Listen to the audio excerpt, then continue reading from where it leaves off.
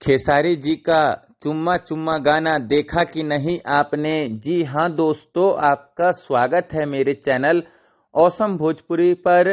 Video को पूरा देखिएगा। वीडियो पसंद आए तो वीडियो को लाइक और चैनल को सब्सक्राइब कीजिएगा।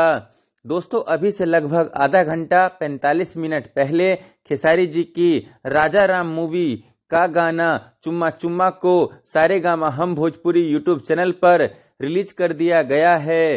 दोस्तों, इस गाने की बात करें तो खेसारी जी के इस गाने का वीडियो बहुत ही तगड़ा है। इस गाने का वीडियो बहुत ही महंगा शूट किया गया है।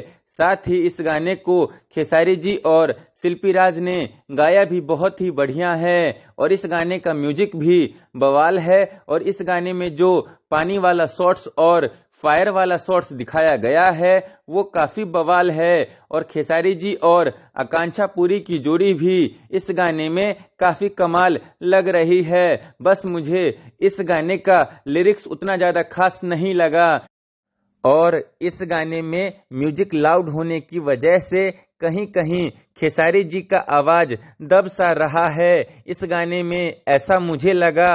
खैर, किसी भोजपुरी फिल्म में इतना तगड़ा गाना आएगा आज से पहले किसी ने सोचा नहीं होगा।